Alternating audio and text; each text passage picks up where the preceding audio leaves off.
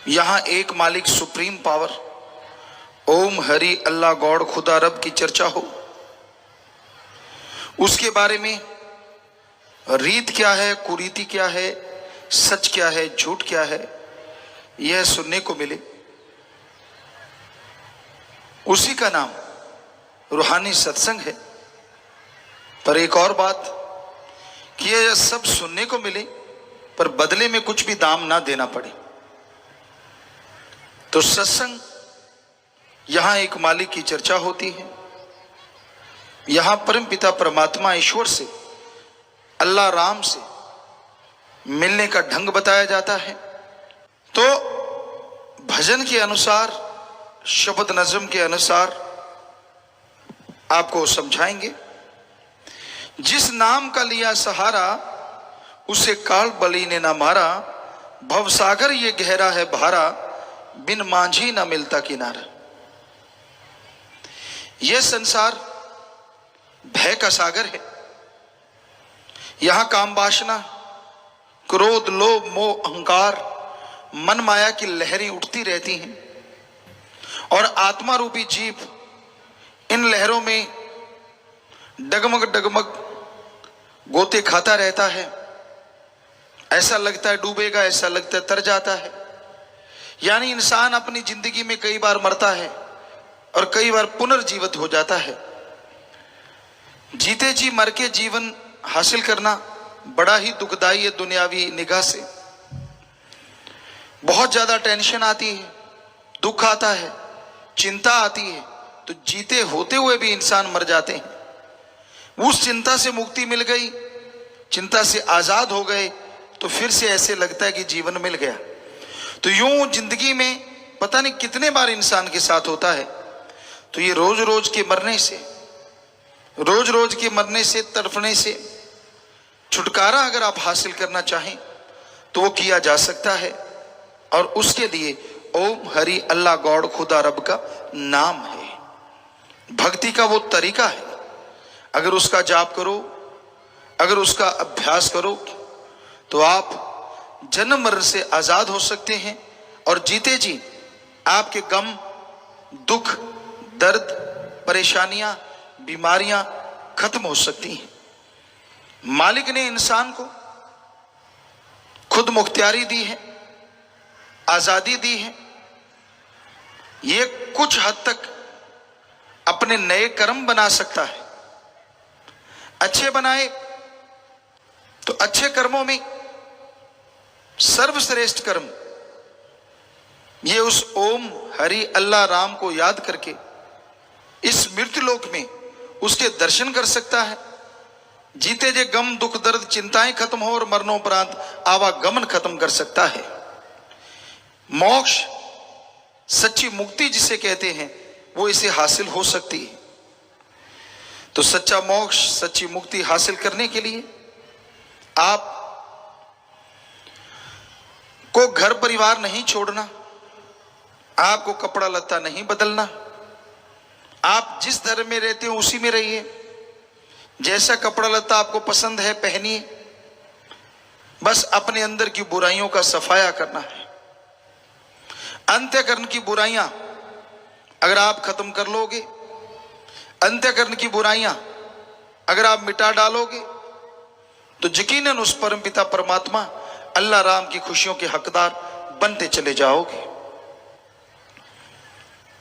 तो इंसान आज के दौर में आत्मबल कमजोर किए बैठा है, आत्मा कमजोर होती जा रही है, जिससे जरा जरा सी बात भी सहन नहीं होती। जरा जरा सी बात के लिए इंसान से टकरा जाता है, नफरतें पैदा होती हैं और बुराइयों की दलदल में ऐसा फंसता है कि निकल नहीं पाता। तो जिस तरह कोई दलदल में फंसा हो, उसे कोई मोटा टहना मिल जाए, बड़की वो रस्सियां, वो दाढ़ी जिसे कहा जाता है, वही हाथ में लग जाए, तो दलदल से वो बाहर आ जाता है, उसे सहारा मिल गया।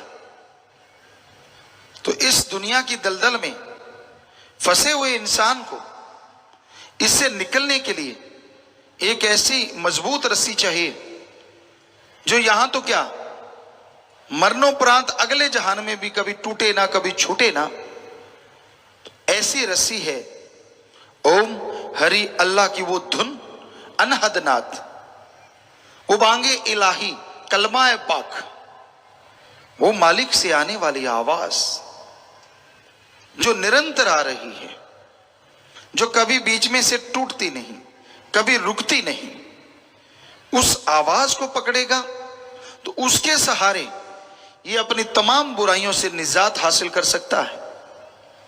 तमाम बुराइयां इससे दूर हो जाएंगी और आवागमन जन्म मरण का चक्कर खत्म हो जाएगा। तो उस बांगे इलाही अनहद नाद को जी पकड़े, उसके सहारे रूहानी मंडलों पे चढ़ता चला जाए तो यकीनन उस मालिक की कृपा दृष्टि के काबिल बनेगा, खुशियों का हकदार बनेगा, उसकी कृपा होगी, दया में रहमत होगी और उसकी कृपा से इंसान के अंदर जितने भी दुख हैं, कलह कलेश हैं, वो मिट जाएंगे। तो आप अपने अंतःकरण की, अपने अंदर की अगर सफाई करना चाहते हो तो सत्संग रूपी इस सागर में आके बैठिए। सत्संग में आके आप बैठेंगे, सुनेंगे और अमल कर लेंगे तो यकीनन आपके जन्मों जन्मों के पाप कर्म करते जाएंगे। ईश्वर का, अल्लाह का, मालिक का नाम लेना बड़ा ही आसान है। मालिक के नाम पे कोई दाम नहीं लगा करते। मालिक का नाम खाना खाने से भी लेना आसान है। इंसान खाना खाता है, कौर तोड़ता है, निवाला बनाता है, सब्जी भाजी पे लगाता है, खाता है, चबाता है, आंतड़ियां उसे हजम करती हैं, तब जाके पूरा फायदा होता है। और मालिक का नाम आपने एक बार ले लिया, जीबा से, ख्यालों से अभ्यास करते रहिए। जैसे जैसे आप उसे खाते रहेंगे, अभ्यास करते रहेंगे, वैसे वैसे आपके अंतःकरण की मैल साफ होती जाएगी और आप मालिक के नजारों के हकदार बनते जाएंगे।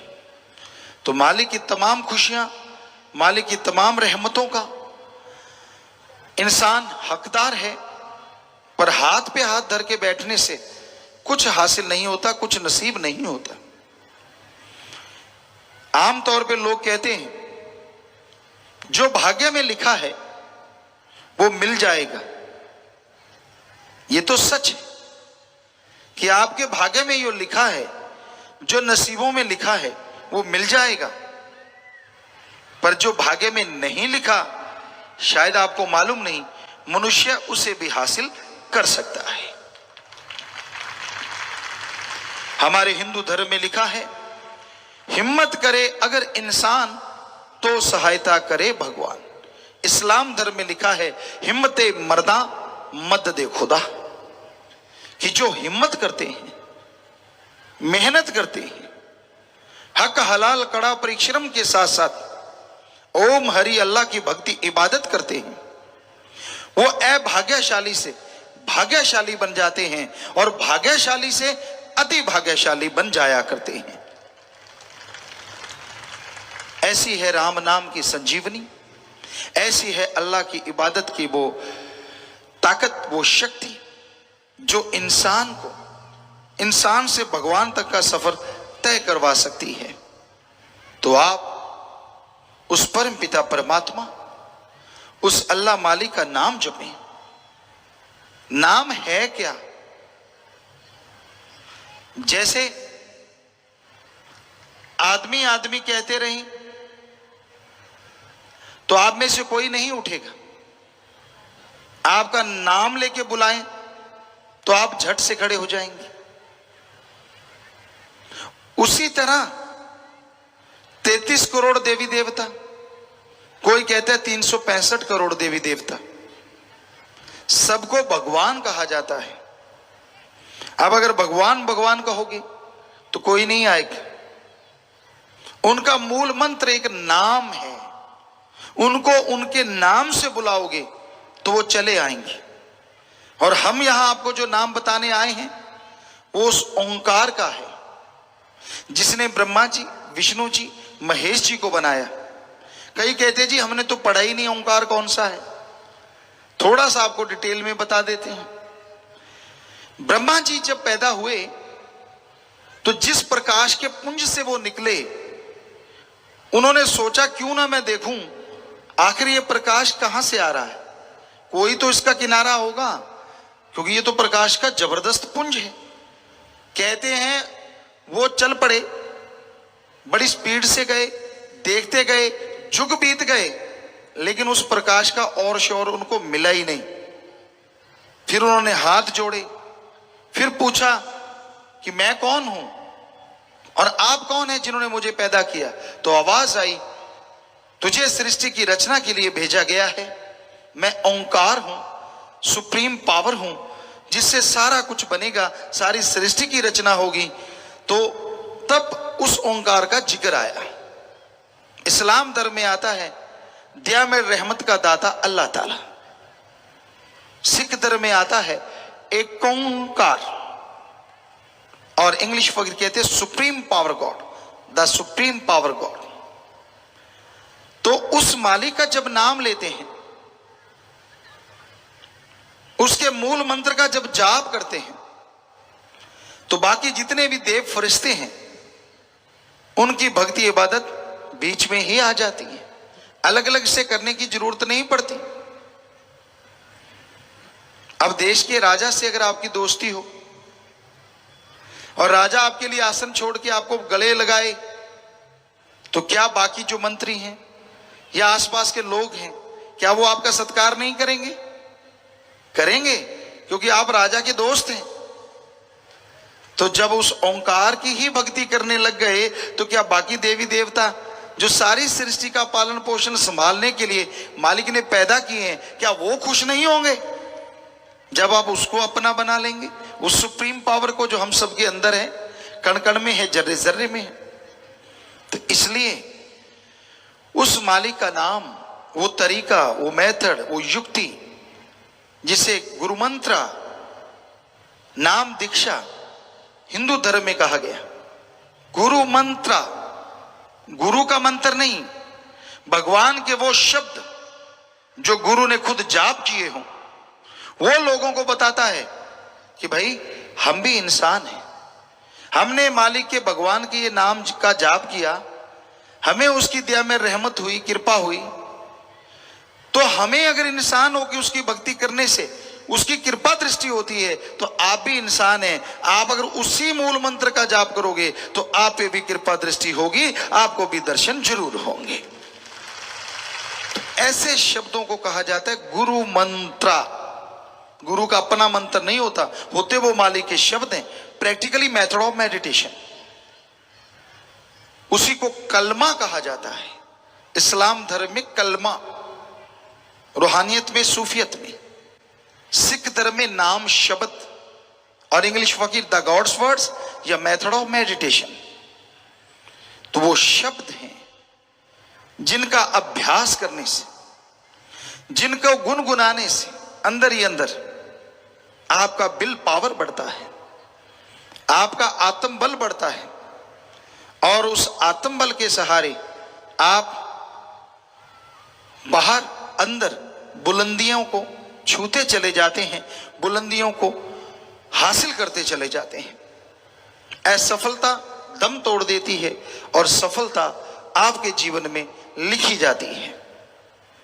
तो आप परेशान ना हो अगर आप कहीं फेल हो रहे हैं, टेंशन ना लीजिए। चिंता किसी चीज का हल नहीं, बल्कि चिंता ऐसी चिता है जो जीते जी आदमी को जलाती रहती है। चिता तो एक बार जला के काम तमाम कर देती है, पर चिंता रूपी चिता आदमी को जिंदगी में पता नहीं कितने बार मारती है, और जब खत्म होती है तो आदमी जिंदा होता है। तो इस चिता से, इस चिंता से मुक्ति हासिल करना चाहो तो आपके अंदर आत्म बल आना चाहिए, हौसले बुलंद होने चाहिए। और आत्म बल आता है मालिक के नाम से। जितने मर्जी दिखावे कर लो, जैसे मर्जी प्यार का प्रगटावा कर लो, जब तक सुमरण नहीं करते, जब तक भक्ति नहीं करते, आत्म बल नहीं आता, और आपका मन आपके काबू में नहीं आ सकता। आप चिंता से मुक्ति हासिल नहीं कर सकते। और आत्मबल को बढ़ाने के लिए एलोपैथी, होम्योपैथी, आयुर्वेदा, नेचुरोपैथी, किसी के पास भी ऐसी कोई दवा नहीं जिसको लेने से आत्मबल बढ़ जाएगा। ऐसी कोई दवा नहीं है। आत्मबल बढ़ता है आत्मिक चिंतन से, और आत्मिक चिंतन होती है ओम हरि अल्लाह गॉड के नाम से। क्योंकि उस चीज की चिंता हो सकती है जो दिखती है, आपकी औलाद, आपकी जमीन जायदाद, आपके बंगले, बगीचे, कमरे, उनकी आप चिंता कर सकते हैं, वो आपको दिखते हैं। लेकिन आत्मा की चिंता कैसे करें? कैसे करें आत्मिक चिंतन? क्योंकि वो तो दिखती नहीं। तो आत्मिक चिंतन ईश्वर अल्लाह राम के नाम से होता है, उसके अभ्यास से होता है। वो एक खुराक है आत्मा की। जैसे जैसे खाते जाओगे आपकी आत्मा बलवान होती जाएगी। बात बात पे चिड़चिड़ापन, झगड़ा करना, लड़ाई करना, नफरतें करना, वो खत्म होता जाएगा। एक सुकून, एक चैन, एक आनंद आपको मिलने लगेगा। तो आत्मबल हासिल करने के लिए, विल पावर हासिल करने के लिए आप अपने परिवार में रहिए, घर में रहिए, बस अपने विचारों का शुद्धिकरण कीजिए। मालिक को दिखावा पसंद नहीं है, ढोंग पसंद नहीं है, वो दिखावों में नहीं आता, वो तो एक पाखंड है। आप सोचें इस रंग का तागा ताबीज बांध लूं सो मालिक मिल जाए, नहीं मिलता। आप सोचें अलग तरह के रंग के कपड़े पहन लूं मालिक खुश हो जाए, उसने तो सारे रंग बनाए, वो आपके एक रंग से क्यों खुश होगा? आप सोचें उजाड़ों में चले जाएं, उजाड़ों में तो उल्लू भी रहा करते हैं, वो तो कभी मालिक को नहीं मिल पाए। जंगलों में चले जाएं तो फिर जंगली जानवरों से तो जंगल खाली हो जाता, वो तो सारे मालिक के पास बैठे होते। पानी में बैठ जाएं या सिर पे लगातार पानी डालें तो मेंढक मछलियां तो कब के मालिक के पास होते जो हमेशा ही पानी में रहते हैं। तो ये फजूल की बातें हैं, इससे सच्चा मोक्ष मुक्ति नहीं मिलता। इससे परमपिता परमात्मा वो भगवान के नजारे नजर नहीं आते, इससे आत्मिक शांति नहीं मिलती, इससे आत्मबल नहीं मिलता। बल्कि आप अपने अंत्यकरण के विचारों का शुद्धिकरण करें, तभी मालिक की कृपा दृष्टि होगी, तभी मालिक की दया में रहमत होगी। तो इस बारे में जो भी महापुरुषों की वाणी आएगी, सेवादर भाई इस बारे में पढ़ के आपको सुनाएंगे। इस बारे में लिखा बताया है। धन धन सतगुरु तेरा ही आसरा, गुरु की शरण लेने से काल नहीं पहुंचता। गुरु शब्द की कमाई करने से जीव काल के दायरे से निकल जाता है। जहां नाम की धुन है वहां काल अपना असर नहीं पा सकता, वो वहां से दूर हो जाता है। ये संसार भव सागर है, इसमें गुरु जहाज है और गुरु ही उसका कप्तान है। गुरु के बिना कोई भवसागर नहीं तर सकता, उसकी कृपा द्वारा ही हम मालिक को मिल सकते हैं। उसके बिना किसी की मुक्ति नहीं हो सकती। गुरु जहाज केवट गुरु, गुर बिन तरया न कोय। गुर प्रसाद प्रभु पाइये, गुर बिन मुक्त न होए। तो गुरु, गु और रू दो शब्दों से बनता है गुरु। आपको जैसे हर बार बताते हैं कि गु का मतलब अंधकार और रू का मतलब प्रकाश। जो अज्ञानता रूपी अंधकार में ज्ञान रूपी दीपक जला दे वही सच्चा गुरु होता है। गुरु कभी किसी से किसी भी तरह की कोई गर्ज, कोई स्वार्थ नहीं रखता, तो उसका काम परहित परमार्थ करना होता है। तरुवर फल नहीं खात है, सरोवर पीब न नीर, परमार्थ के कारण संतन भयो शरीर। तरुवर यानी पेड़ कभी फल खुद नहीं खाते, और सरोवर मीठे पानी का है, वो कभी पानी खुद नहीं पीता, सब परहित के लिए होता है। उसी तरह परमार्थ के लिए संत पीर फकीर इस धरती पे आते हैं। उनका काम समाज की बुराइयों को दूर करना, उनका काम इंसानियत को जिंदा करना, आपसी नफरत दुई द्वेष को मिटाना होता है। वो कभी किसी को लड़ाते नहीं, धर्म के नाम पे, जात के नाम पे, मजहब के नाम पे, किसी और तरीके से भी नहीं, बल्कि वो तो यही कहते हैं कि हमारा सबसे प्यार है। जो मालिक से प्यार करता है वो उसकी औलाद से भी निस्वार्थ भावना से प्यार करता है, वो ही संत होता है। गुरु संत जहां भी होते हैं सबकी मांगत खैर, सबों से हमारी दोस्ती नहीं किसी से बैर। सबसे प्यार होता है, क्योंकि जो भगवान से प्यार करेगा, जो अल्लाह राम से प्यार करेगा, उसकी औलाद से नफरत नहीं करता। इसलिए अपने चित्त को शांत रखो, भड़काओ ना। कभी ये ना हो आप क्रोध के हाथों मजबूर हो जाओ, गुस्सा चढ़ गया तो आपका जो चेहरा है वो बेरहम जल्लाद की तरह हो जाता है। आप कभी भी देख लीजिए गुस्से में आपकी शक्ल कितनी बदशक्ल हो जाती है। एक दर्पण लीजिए, जब आपको गुस्सा आया होता जरा ध्यान से अपने आप को देखिए। आप शायद देखेंगे नहीं क्योंकि तब तो गुस्सा आया, दर्पण तोड़ तो चाहे दें, पर फिर भी अगर देखें तो आपको मालूम पड़े कि आपकी वो शक्ल नहीं रही जो पहले आमतौर पे होती, खूबसूरत, बड़ा ऐसे आप लगते हैं इनोसेंट से बड़े किया, ये तो बड़ा सादा सादा सा है। लेकिन जब गुस्सा आया होता है नथुने फूल जाते हैं, होंठ कांप रहे होते हैं, चेहरा फैल जाता है, आंखें सिकुड़ जाती हैं, शरीर में कंपकपी शुरू हो जाती है और यूं लगता है कि सामने वाले को छोड़ेगा नहीं। राक्षस, गुस्से का दूसरा नाम राक्षस या बेरहम जल्लाद कहा जाता है। इसी तरह काम वासना, कामी कीड़े जो होते हैं, सारा टाइम विषय विकार, उनके लिए कोई रिश्ते नाते नहीं होते, उनके तो अंदर बस विषय विकारों की बात चलती रहती है। गंदगी कीड़ा जो गंदगी में रहता है वो गंदगी की खाएगा, गंदगी ओढ़ेगा, गंदगी में रहता है। तो उसी तरह जिनके अंदर काम वासना हद से ज्यादा गुजर जाती है तो वो अपनी माँ, बहन, बेटा, बेटी, पति, पत्नी, को वो तो अलग रिश्ता है, उनको हर रिश्ता बस स्त्री और पुरुष का ही लगता है, चाहे बाप हो, चाहे बेटा हो, चाहे कोई भी। तो ये कोई ऐसे लोग इस कलयुग में बढ़ते जा रहे हैं, शैतान को भी पीछे छोड़ रहे हैं। उनकी निगाह में, उनकी सोच में ऐसा चलता रहता है। फिर भी अच्छे हैं जो बुरा कर्म नहीं करते, अपनी सोच पे अमल नहीं करते। सोच आती है गुनाह तो वो भी है, लेकिन ईश्वर अल्लाह राम का अगर नाम ले लिया जाए वो गुनाह से छुटकारा उसी टाइम हो जाया करता है। इस कलयुग की क्या क्या बात सुनाए, इस शैतान के युग की, इस भयानक युग की। इंसान कठपुतली बन गया है काल के हाथों की। सुमरन इसने करना नहीं, सेवा करता नहीं, परहित में चलता नहीं, भक्ति करता नहीं, तो कैसे रुकेगा मन, कैसे आएंगे विचार काबू में। तो आज आपको ये तरीके बताने आए हैं, समझाने आए हैं वो तरीका जिससे आप अपने विचारों पे काबू पाएंगे। नाम बिना काल कभी न छोड़े, कर्म कांड चाहे कितने भी कर, अंत समय कर्म काम ना आए, चाहे तू कितना भी खप खप के मर। जो इंसान वैसे कर्म कांड करता है, कोई भी कर्म कांड आप करें, वो आत्मा को मोक्ष मुक्ति नहीं दिला सकता।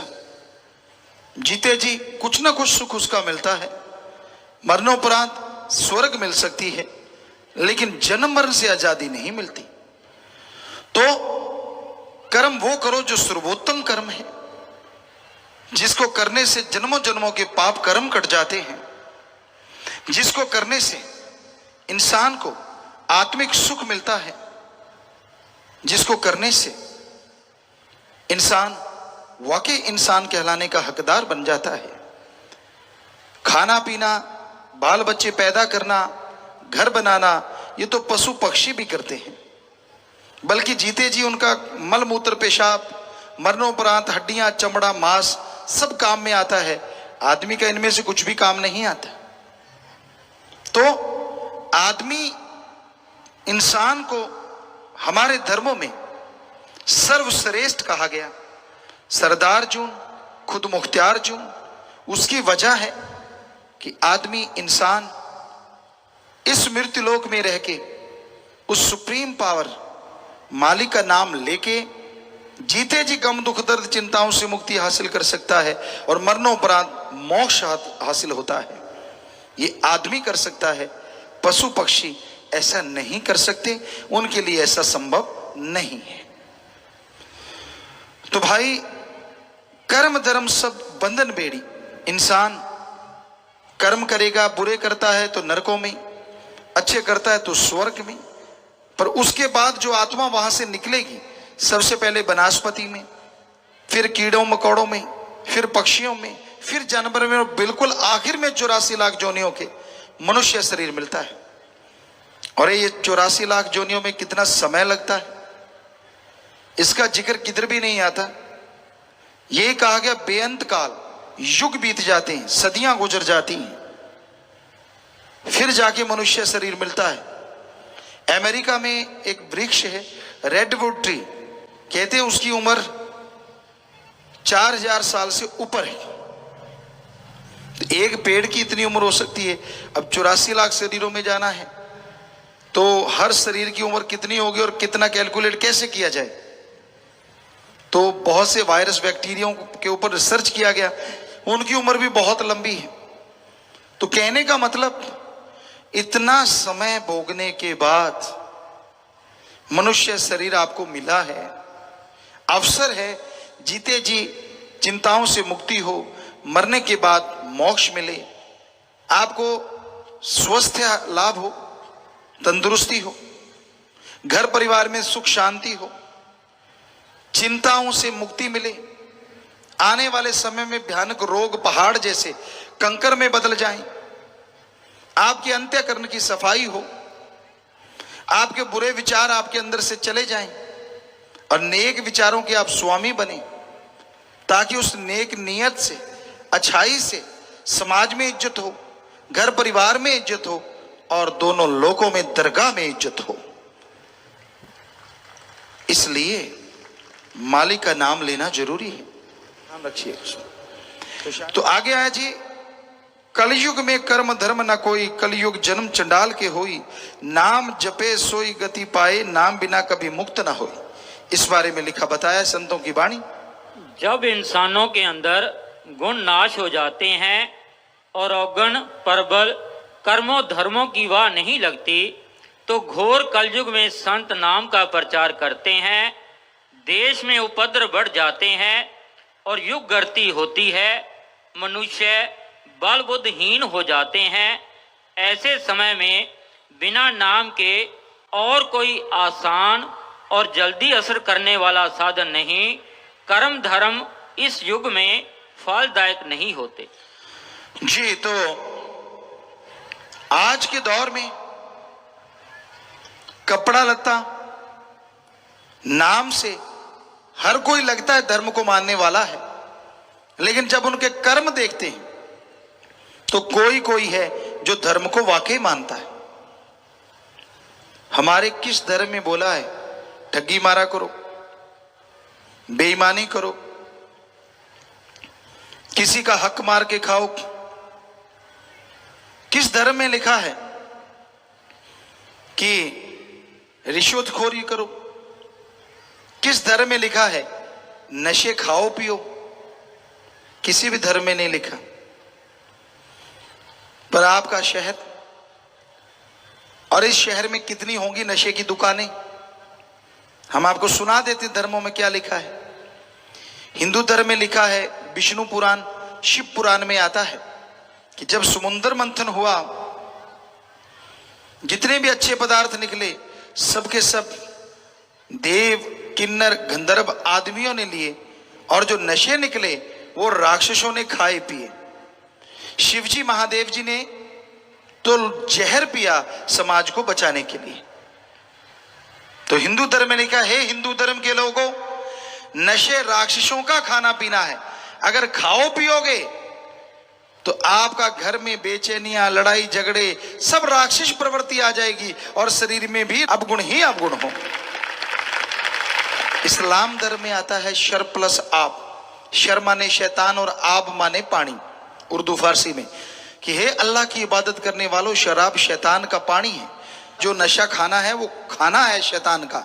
अगर नशे खाओगे पियोगे तो की गई इबादत खाक में मिलेगी, दोजक में जलोगी। सिख धर्म में लिखा है, पोस्त भंगा फहीम मद, नशा उतर जाए पर भात, नाम खुमारी नानका चढ़ी रहे दिन रात। पोस्त भांग अफीम शराब सुबह का शाम, शाम का सुबह उतर जाता है।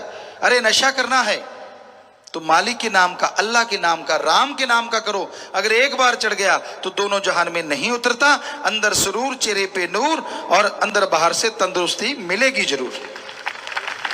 ईसाई धर्म में लिखा है, वो नशा कभी ना करो जो गॉड से दूर करे, गॉड्स प्रेयर का नशा करो जो गॉड के करीब करे। तो ये आपको सुना दी धर्मों की बात। अब जरा आप नगर निवासी आए हैं सब लोग, हमें जरूर बताइएगा, आपके शहर में जो नशे की दुकानें हैं, क्या उस पे हिंदू लोग नहीं जाते? मुसलमान, सिख, ईसाई, फिर कौन जाता है उस पे? क्योंकि इन धर्मों में तो लिखा है कि नशे गुनाह है, पाप है। क्या आप बताएंगे उन दुकानों पे कौन जाता है? शायद आप ना बता पाए, हम ही बता देते हैं आपको। बहुत से लोग इन्हीं चारों धर्मों के वहां जाते भी हैं और बहुत से ऐसे लोग भी हैं जो वहां नहीं जाते हैं। तो जो धर्मों में लिखा था, कलयुग में कर्म धर्म नहीं कोई, कलु का जन्म चंडाल के हो, कि ऐसा टाइम आएगा जो आ चुका है। इसके बारे में आज से सैकड़ों साल, हजारों साल पहले लिखा था हमारे संतों ने कि ऐसा टाइम आएगा, धर्म का पहनावा जोर शोर से पहनेंगे, नाम के पीछे सरनेम पूरे जोर से बोलेंगे, नाम ABCD और जोर से जो सरनेम है जरूर जोर से बोलेंगे कि मैं वो हूं। लेकिन धर्मों के कर्मों को चंडाल बनके, बेरहम बनके धज्जियां उड़ा देंगे, धर्मों का कर्म कोई नहीं करेंगे। तो जरा सोचिए, अगर आप वाकई सारे धर्मों को मानने वाले हैं इस नगर के लोग, तो आपके शहर में तो फिर नशे की दुकान फेल हो जाएगी। क्यों? उस पे कोई जाएगा नहीं और उसे चलेगी कैसे वो दुकान?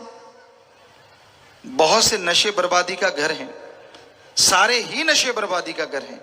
पर किसी ने पर्ची भेजी, गुरुजी यहां गुटखा तंबाकू बहुत खाते हैं लोग, यहां काफी गुटखा खाया जाता है, तो उसके बारे में आपको अभी बताते हैं जी। तो आपको पहले डॉक्टरों का जो लिखा हुआ है वो आपको सुनाते हैं, जरा आप नोट कर लीजिएगा कि इस गुटखे से, इस तंबाकू से कितने नशे फैलते हैं। ये सब डॉक्टरों का लिखा हुआ हमारे पास। तो पहले आपको बीमारियां गिनवा दें, बाद में बाकी जो कैलकुलेट है वो सुनाएंगे।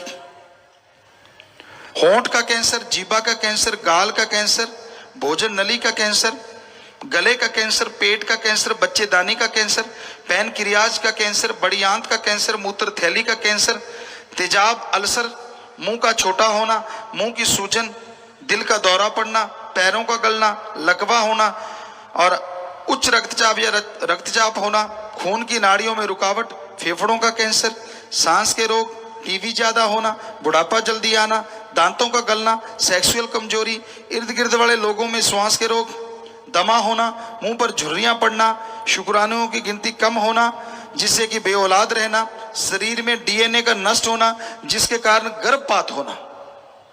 तो ये बीमारियों का चिट्ठा आपको सुनाया है जो 100% सच है। और इन बीमारियों से हमारे देश में जो लोग मर रहे हैं वो आपको बताते हैं। और इन बीमारियों में 35 सेकंड में एक आदमी भारत में मर जाता है, यानी 1 मिनट में 2 आदमी मर जाते हैं।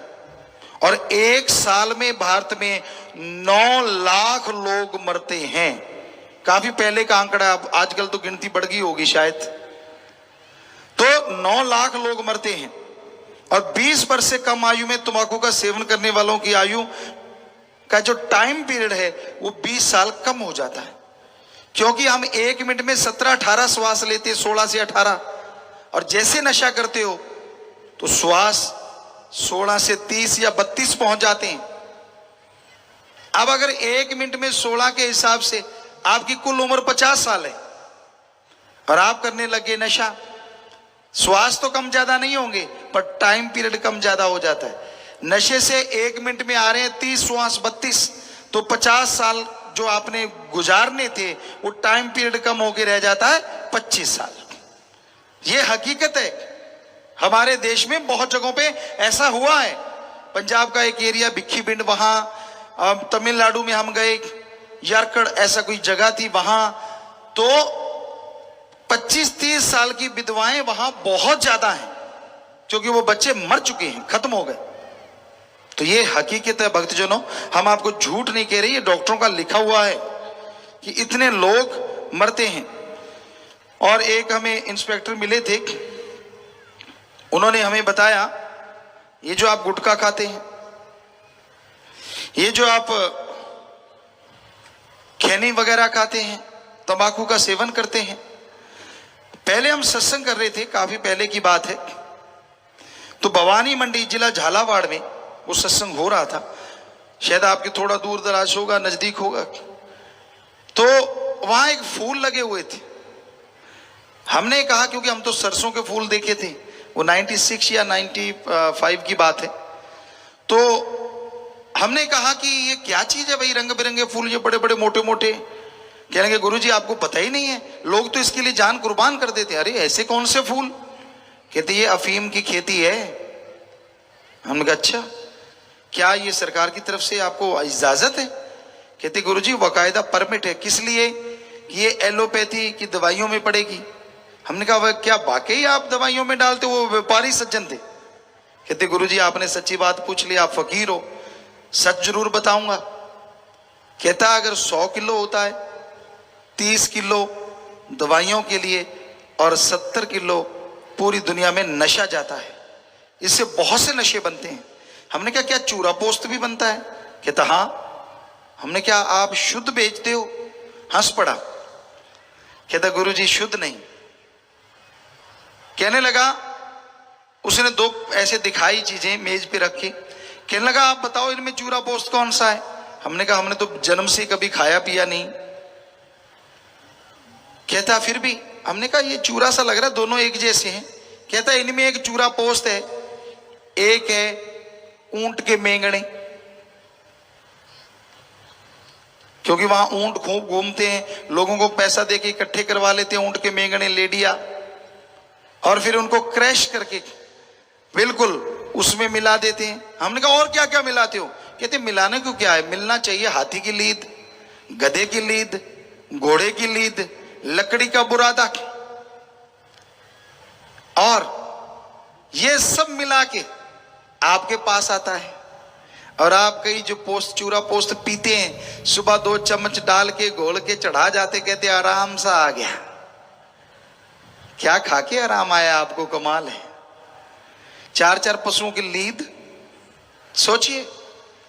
हमें यह नहीं पता, पर बच्चों से सुना है, कहते हैं जी हमारी ये पीने वालों की बात निराली है, हम भी तुकबंदी जोड़ देते हैं।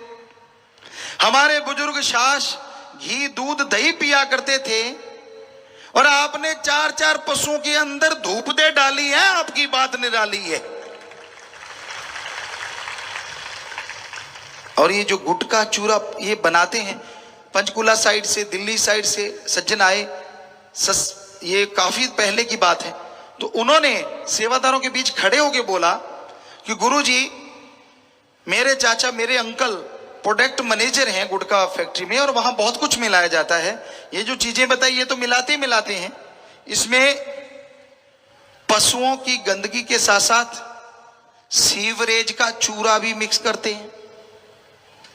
आपका तो महानगर है, आप तो समझ गए होंगे सीवरेज का चूरा क्या होता है, पर कुछ देहात से भी लोग आए, माता बहना भाई लोग, तो उनको थोड़ा खोल के समझा दें उनकी भाषा में।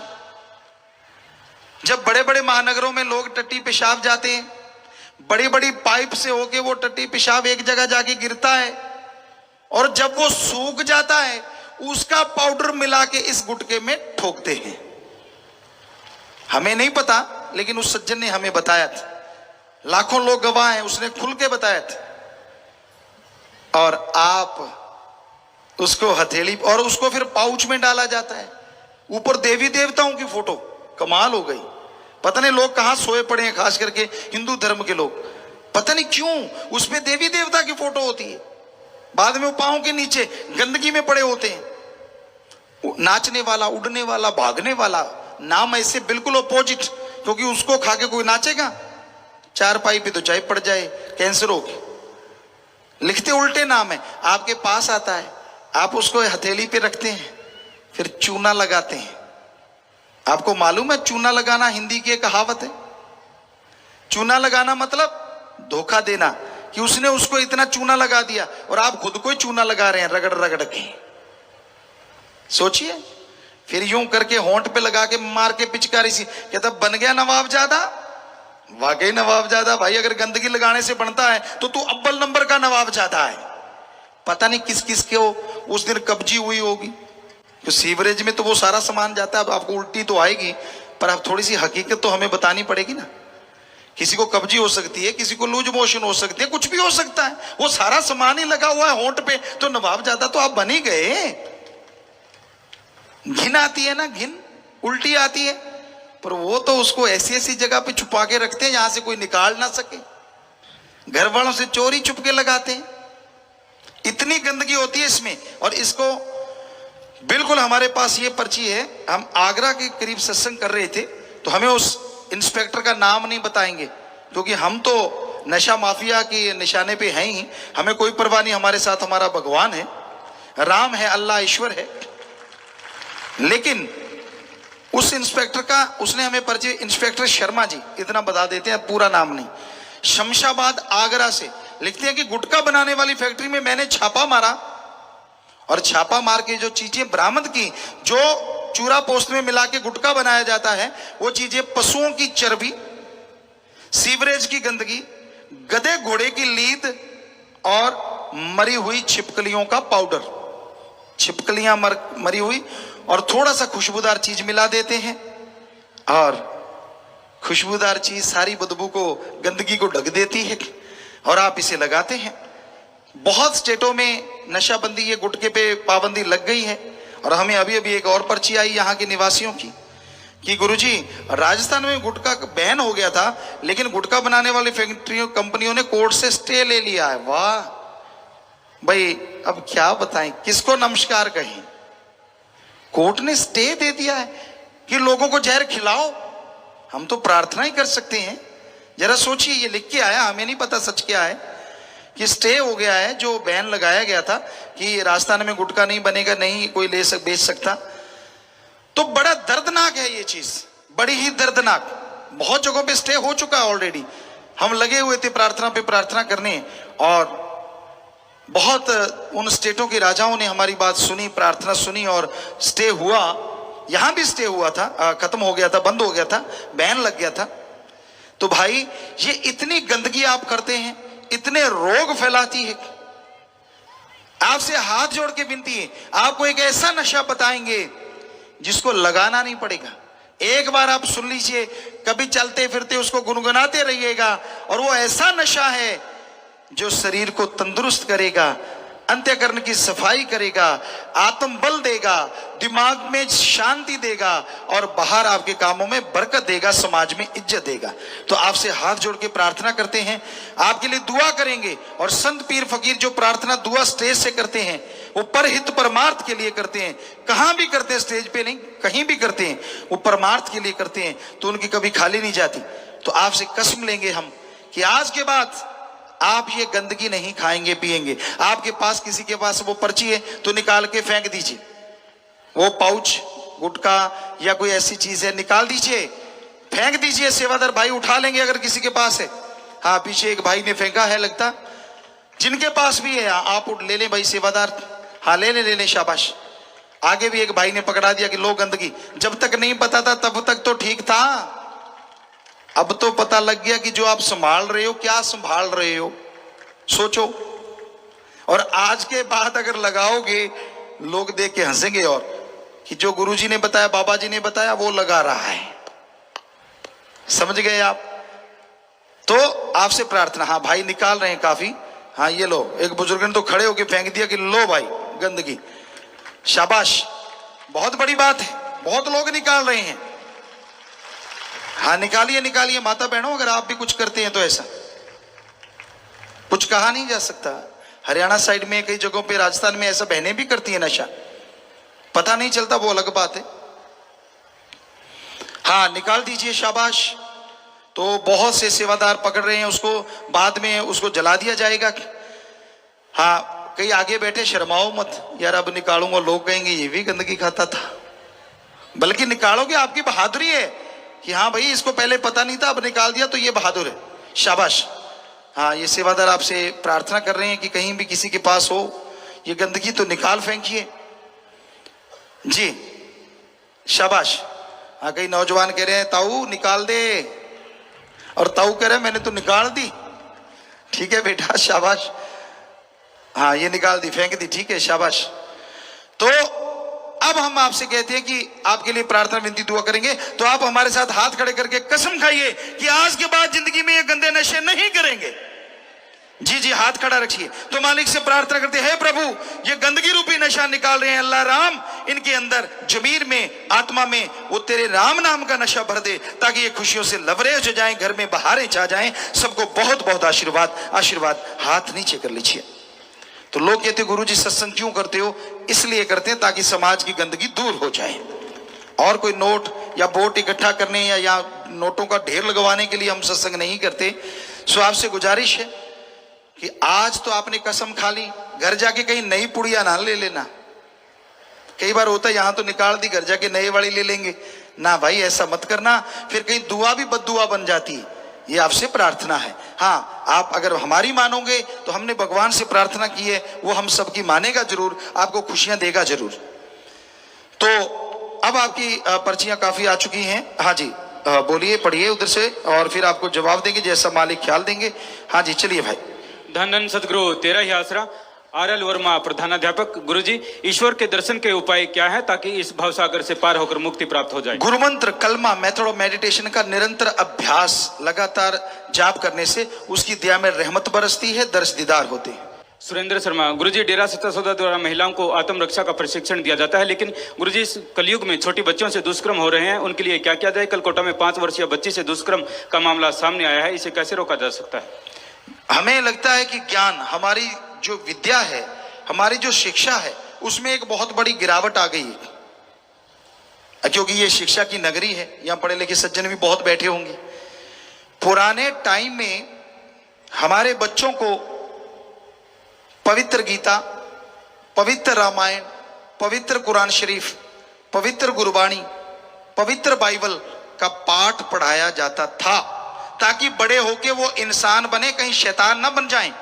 बाकी पढ़ाइयां भी होती थी, लेकिन सबसे पहले उनको धर्म की शिक्षा दी जाती थी, धर्म की पढ़ाई करवाई जाती थी, ताकि लोगों के अंदर नेक नियत रहे और नेक इंसान बने। आजकल तो पढ़ाई का मतलब ही नहीं। बच्चा माँ के गर्भ में आया, माँ बाप बैठे सोचते हैं इसको नोटों की मशीन बनाएं, पर कौन से वाली, किस क्षेत्र में भेजेंगे, इसमें कि उसमें, उसमें कि इसमें। यानी उस बच्चे को ये पता ही नहीं है कि इंसानियत भी कोई चीज होती। हम एक बार मेडिकल कॉलेज में गए, कहते गुरुजी हमसे पूछ लो आप जो मर्जी सवाल। हमने कहा भाई हम क्या पूछ सकते हैं, चलो एक छोटा सा पूछ लेते हैं, इंसानियत क्या होती है? एक दूसरे को देखने लगे, इंसानियत क्या भला है, पढ़ा ही नहीं ये तो। कहते इंसानियत होती है ज्यादा लोग बैठे हो उसको इंसानियत, एक बैठा है तो इंसान। वाह, क्या ज्ञान है। अब कहीं पढ़ा हो तो बोले।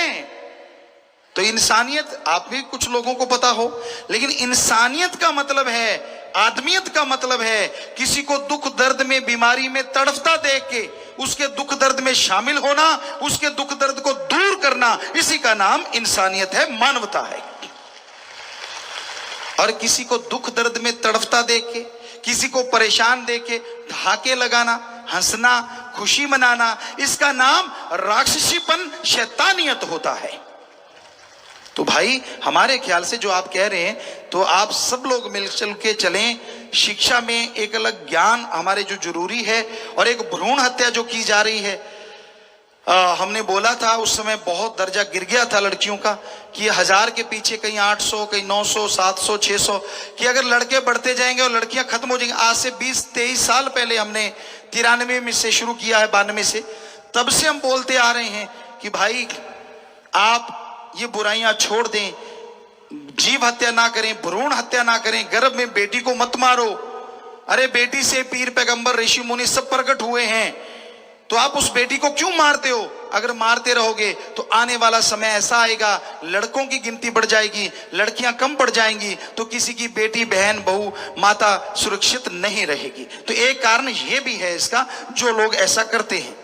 सो ये जो हमारी समझ में आया, ये और ज्ञान से ये सब चीजें खत्म की जा सकती हैं, तो और कोई तरीका नजर नहीं आता। अनुजा मेवाड़ा कोटा से और गजेंद्र बारा का भी ऐसा ही प्रश्न है। गुरुजी, ऐसा कहा जाता है कि भगवान की मर्जी के बिना एक पत्ता भी नहीं हिलता, तो जब किसी इंसान को दुख मिलता है तो ये क्यों कहा जाता है कि कर्मों का फल है, पर कर्म भी तो भगवान करवाता है, और जो लोग बुरे कर्म करते हैं उसमें भी तो भगवान की मर्जी होती है। भगवान की कोई मर्जी नहीं होती बुरे कर्मों में। आपको बता दें, भगवान अल्लाह राम ने इंसान को खुद मुख्तियारी मर्जी का मालिक बनाया है। उसमें अच्छे कर्म करे तो ये भाग्यशाली से अति भाग्यशाली बन सकता है, और अगर ये बुरे कर्म करता है तो शैतान का भी बाप बन सकता है। तो ये बुरे कर्मों का ही असर है। सो कर्मों की वजह से इंसान सब कुछ भोगता है। मालिक सबके अंदर है, कण कण में जर्रे जर्रे में है, पर उसने अपना वचन दिया है कि वो जहरा तौर पे किसी को ऐसे चमत्कार में किसी को रोकेंगे नहीं। कोई भक्ति इबादत करे तो उसका सुधार मालिक पल में कर देते हैं। इन्होंने नाम ने लिखा, मैं साइंस का छात्र हूँ, ईश्वर क्या है, ईश्वर है या नहीं?